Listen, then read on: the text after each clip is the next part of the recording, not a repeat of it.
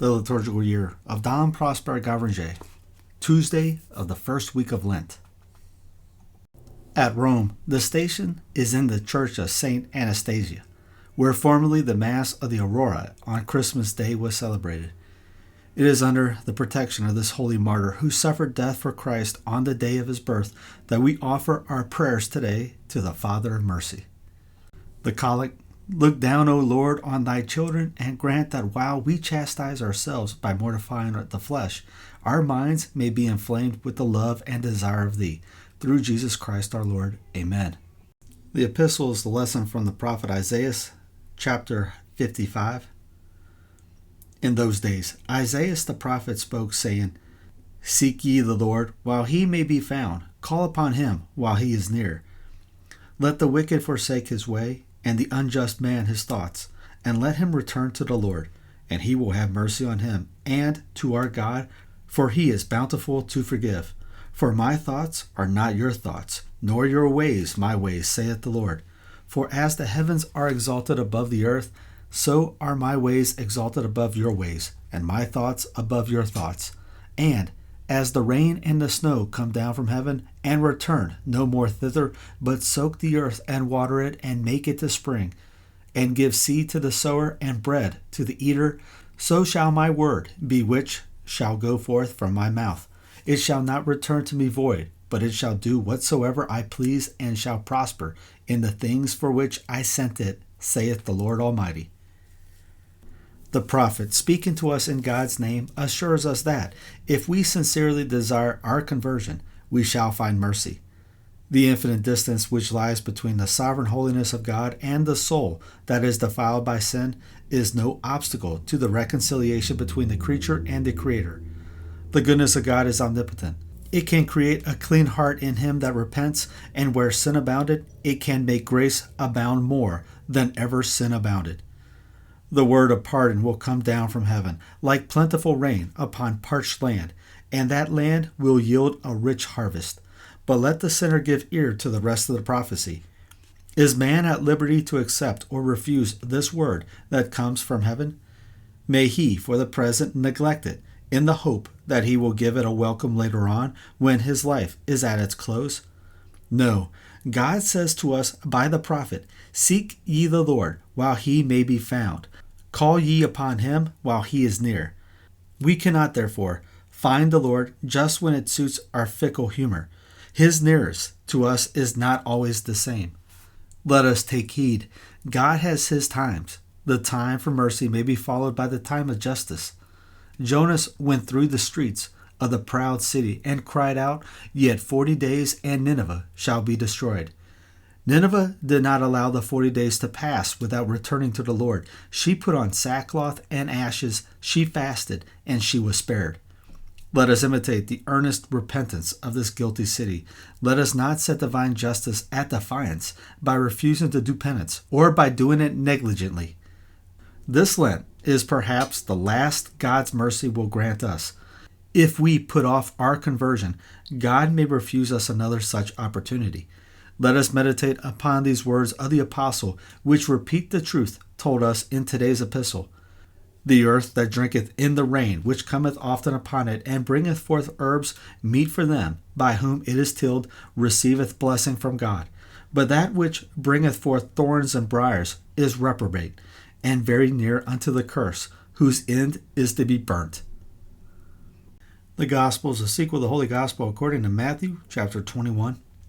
At that time, when he was come into Jerusalem, the whole city was moved, saying, Who is this? And the people said, This is Jesus the prophet, from Nazareth of Galilee. And Jesus went into the temple of God, and cast out all them that sold and bought in the temple, and overthrew the tables of the money changers, and the chairs of them that sold doves.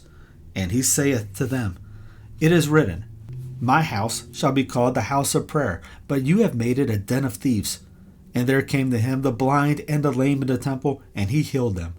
And the chief priests and scribes, seeing the wonderful things that he did, and the children crying in the temple, and saying, Hosanna to the Son of David, were moved with indignation, and said to him, Hearest thou what these say? And Jesus said to them, Yea, have you never read? Out of the mouth of infants and the sucklings thou hast perfected praise. And leaving them, he went out of the city into Bethania and remained there. Our 40 days have scarcely begun, and we find the implacable enemies of Jesus showing their hatred against him. That hatred will soon work his death. But how is this? Have they not been witnesses of his wonderful works? True, but pride and jealousy have made them lose their senses. These faithless guardians of God's temple saw Jesus exercise his authority in the holy place, and they opened not their lips. They were astonished at what he did, and they feared him. They did not even protest when he called the temple his house, for they were awed by his great virtue and superhuman power. But these first impressions having subsided, their bold impiety returns. They hear the little children greeting our Savior with Hosanna, and they are indignant. They affect to be shocked at this honor which is paid to the Son of David, who went about everywhere doing good. These doctors of the law are blinded by passion and can neither understand the prophecies nor their fulfillment. It is the verification of the words of Isaiah, which we have just been reading in the epistle. They would not seek the Lord while he was near them, and now that they are even speaking with him, they do not recognize him for their Messiah. Little children know him and bless him. The sages of Israel see in him but an enemy of God and a blasphemer. Let us at least profit by the visit he is now granting us, lest he should treat us as he did the chief priests and scribes and leave us. He withdrew his presence from them. He went out of the city and returned to Bethania, which was near Jerusalem. It is there that Lazarus was living with his two sisters, Martha and Mary Magdalene. Mary, the mother of Jesus, had also retired thither, awaiting the terrible event. St. Jerome observes here that the word Bethania signifies the house of obedience. This, says the Holy Doctor, should remind us that our Savior withdraws from those who are rebels to his grace, and that he loves to be with them that are obedient. Let us learn the lesson well, and during these days of salvation, let us show by our obedience to the Church and our submission to the guide of our conscience that we are thoroughly convinced of this truth, that there is no salvation for us except in humility and simplicity of heart. Bow down your heads to God. May our prayers, O Lord, ascend to thee, and deliver thy church from all wickedness, through Christ our Lord. Amen. The Gothic Church of Spain, in her Mozarabic Missal, offers us this formula, which our readers will justly appreciate. Have pity on us, O most merciful Lord, and spare thy people, for we have sinned against thee. We all prostrate before thee, and pour out our tears. We confess unto thee our hidden sins, and beseech thee, O God, to pardon us, for we have sinned against thee. Receive the prayers of thy priests, and abundantly grant what they ask, and have mercy on thy people, O Lord, for we have sinned against thee. Thou art angry against us. Our heinous crimes have bowed us down to the earth, and we have grown faint, because there is no hope within us, for we have sinned against thee. We have been made a prey to evils that we know not, and every evil has come upon us. We have called upon thee, and we have heard no reply, for we have sinned against thee. We all cry unto thee, we all seek thee. We are repentant, and weeping follow thee, for we have provoked thy anger, for we have sinned against thee. We beseech thee, we sigh out our prayers to thee, O Jesus. We prostrate before thee and petition thee. Let thy power raise us from our misery, for we have sinned against thee. Receive thy people's confession. Full of sorrow, we pour it out before thee, and our hearts are sad for the sins we have committed, for we have sinned against thee. We sue for peace. Grant us peace. Avert the scourge of war, and deliver us, we humbly beseech thee, O Lord, for we have sinned against thee.